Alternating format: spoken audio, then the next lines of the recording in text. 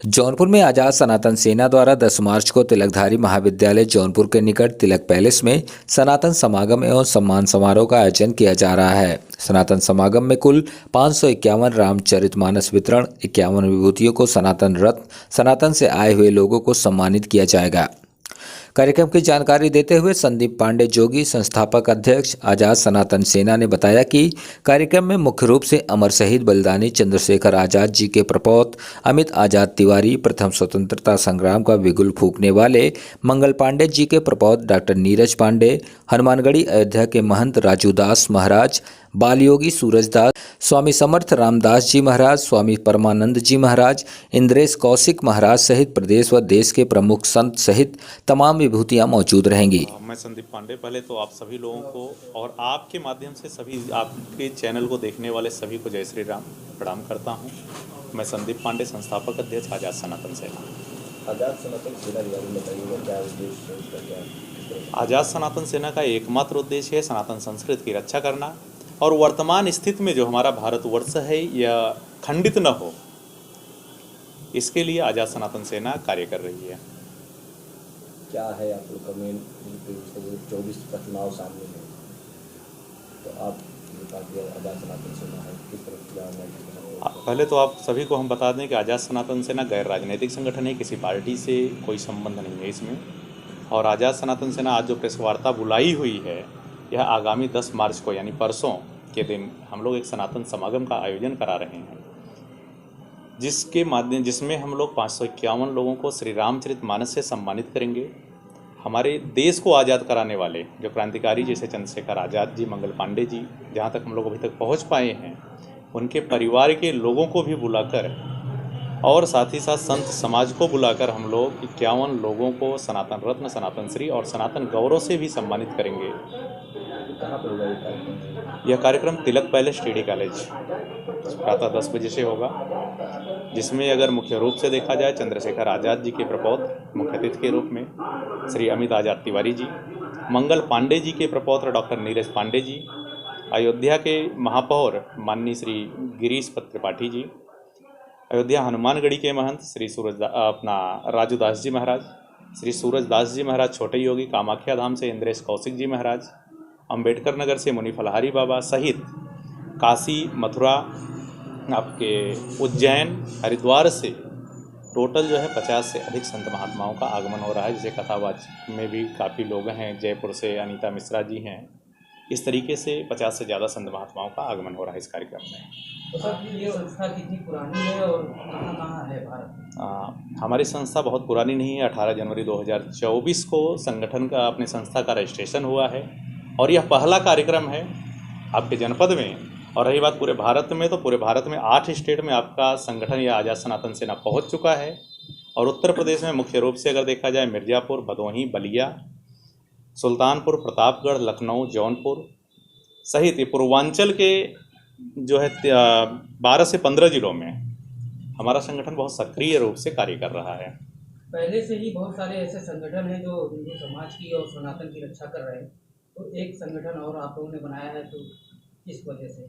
देखिए, पहले से ऑलरेडी बहुत सारे संगठन हैं जो कि हिंदू समाज और इन सब की रक्षा कर रहे हैं, लेकिन हमारे संगठन का, मैंने आपको पहले ही बताया, हम लोग धर्म न्याय की स्थापना के लिए इस संगठन का निर्माण करते हैं। जो लोग इसका विरोध कर रहे हैं वो लोग अपना कार्य करते रहें, लेकिन धर्म न्याय की स्थापना करना चाहिए, किसी का विरोध नहीं करना चाहिए। तो हम लोग इसके लिए खास तौर पे यह कार्य कर रहे हैं। और 10 तारीख को ही एक चीज़ और हम लोग कर रहे हैं, 7 बिंदुओं पर हस्ताक्षर अभियान चला रहे हैं। जो एक छोटा सा लक्ष्य हम लोग लिए हैं कि 1,51,000 लोगों का हस्ताक्षर कराकर महामहिम राष्ट्रपति, माननीय प्रधानमंत्री भारत सरकार, महामहिम राज्यपाल उत्तर प्रदेश और माननीय मुख्यमंत्री उत्तर प्रदेश शासन को हम लोग एक ज्ञापन देंगे कि 7 बिंदुओं पे 1,51,000 लोगों का हस्ताक्षर कराकर हम लोग यह मांग कर रहे हैं कि इस पर अमल किया जाए और इस पर कार्य किया जाए। पहला बिंदु हमारा है श्री रामचरितमानस व श्रीमद् भागवत गीता को राष्ट्रीय ग्रंथ घोषित किया जाए। दूसरा बिंदु हमारा है कि भारत को हिंदू राष्ट्र घोषित किया जाए। तीसरा है अयोध्या के पश्चात काशी, मथुरा के मंदिरों का जीर्णोद्धार उद्धार हो। और चौथा है किसी भी धर्म के खिलाफ, जो कि अभी आप लोगों ने देखा, किसी भी धर्म के खिलाफ राजनेताओं द्वारा अपशब्द बोले जाने पर प्रभावी नियंत्रण जैसा कानून बनाने की मांग हम लोग कर रहे हैं। साथ ही साथ पूर्ण रूप से गौहत्या बंद हो, भारतवर्ष के सभी छोटे बड़े मंदिरों की सुरक्षा व्यवस्था हो, जीर्णोद्धार हो, जनसंख्या नियंत्रण जैसा कानून तो बना है लेकिन पूर्ण रूप से उसका पालन नहीं हो रहा है। अगर देखा जाए कि हिंदू समाज इसको देखकर कार्य कर रहा है लेकिन एक विशेष समाज केवल जनसंख्या बढ़ाने पर कार्य कर रहा है, तो उसका कड़ाई से पालन हो। हिंदू राष्ट्र की संकल्पना क्या है? हिंदू राष्ट्र की संकल्पना एक जैसे उद्देश्य हमने आपको पहले ही बताया कि सनातन संस्कृति को लेकर है, उसी पे काम हो रही है और उसी पे काम हम लोग करेंगे। अच्छा, जो लोग हिंदू राष्ट्र को के विचार से सहमत नहीं होंगे उनके लिए क्या व्यवस्था है देश में हिंदू राष्ट्र? वो तो सरकार के पास हम लोग अपनी बात रखेंगे, बाकी परियोजना उसको घोषित करना या जो भी चीज़ें हैं वो सरकार की नीति के हिसाब से है, सरकार अपना कार्य करेगी।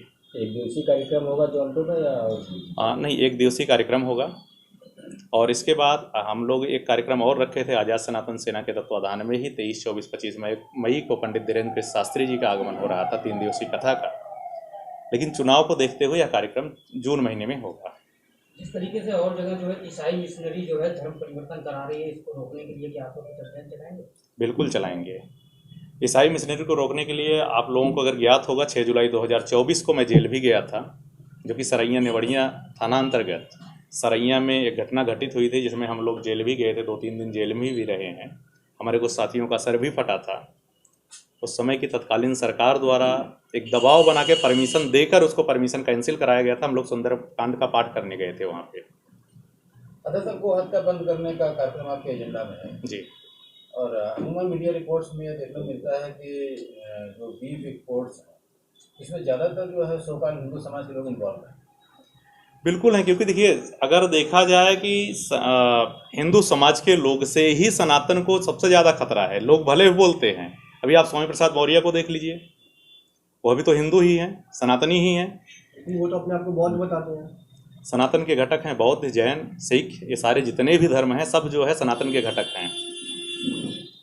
तो सर गोस्वामी तुलसीदास जी ने महाकाव्य लिखा रामचरितमानस, किस देश काल परिस्थिति में लिखा तो तुलसीदास जी जानते हैं। बिल्कुल। स्वामी प्रसाद जैसा सामान्य व्यक्ति अगर कुछ उनकी लिखी हुई बातों पर टिप्पणी कर दे तो इतिहास में क्या आपके पास जो बौद्धिक संगठन है वो उनको समझाने में सफल नहीं हो पाया?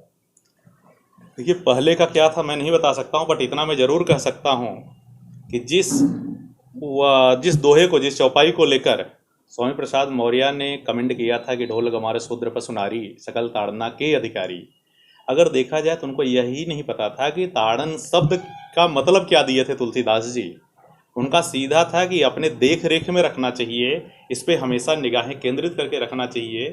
क्योंकि अगर इनको केंद्रित नहीं किया जाए, जैसे ढोल की बात है, ढोल को अगर हम सही से इसकी नाल को अगर टाइट नहीं करेंगे तो आवाज़ अच्छी नहीं आएगी। इसी तरीके से सारी चीज़ें हैं, अगर इस पर हम लोग नहीं करेंगे तो ऑलरेडी काम नहीं होगा। लेकिन स्वामी प्रसाद मौर्य जैसे लोग केवल राजनीतिक रोटी सेकने के लिए अपना ये अनाप शनाप की बयानबाजी कर रहे थे, और समाजवादी पार्टी छोड़ने के बाद अगर देखा जाए अब क्यों नहीं कर रहे हैं अपना संगठन बनाने, अपना पार्टी बनाने के बाद, यह भी तो एक विचारणीय प्रश्न है। सर ये जो आज़ाद सनातन सेना है इसमें हिंदू समाज में जातिगत विभेदीकरण है, अगड़े पिछड़े और तमाम जाति के लोग, जी, इन लोगों के लिए क्या व्यवस्था है? देखिए आज़ाद सनातन सेना सभी जातियों का सम्मान करती है, सनातन को मानने वाले सभी लोगों का सम्मान करती है, और ऑलरेडी हमारे संगठन में अगड़े पिछड़े दलित सभी समाज के लोग ऑलरेडी अपने संगठन में हैं। और आपको यह देखने को भी मिलेगा कि यह आज़ाद सनातन सेना जो 51 महान विभूतियों का सम्मान कर रही है वो सभी समाज के लोगों का कर रही है। अगर 2014 के बाद से भाजपा सत्ता में आती है केंद्र में, उसके बाद योगी जी सत्ता में आते हैं प्रदेश में, तो आपको लगता है ऐसा कि आपकी सोच और भाजपा की सोच या उनके तमाम अनुषंगी संगठनों की सोच में कुछ तालमेल है? देखिए सनातन समाज को अगर राष्ट्रवादी सोच रखती है भाजपा, उसका हम सम्मान करते हैं। सनातन सोच रखती है, हमारे धर्म का सम्मान करती है, तो उसका हम भी सम्मान करते हैं। लेकिन कुछ न कुछ हमारे संगठन में और उनके में परिवर्तन है। परिवर्तन यह है कि हम जो हमारे देश को आज़ाद कराने में जो क्रांतिकारियों ने कार्य किया, जिन्होंने अपना बलिदान दिया, उनके बारे में भारतीय जनता पार्टी कुछ नहीं सोच रही है। ये सरकार को सोचना चाहिए।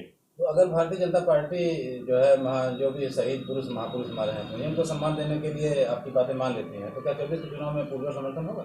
देखिए पूर्णतः समर्थन हम किसी भी पार्टी का करने वाले नहीं हैं, और हमारे संगठन के जो लोग हैं हम इस पर किसी को दबाव देने वाले नहीं, क्योंकि वह लोग अपना स्वतंत्र हैं, उनका मताधिकार है, वो कहीं भी अपने मत का प्रयोग कर सकते हैं। संगठन के स्तर पर आपकी क्या राय है?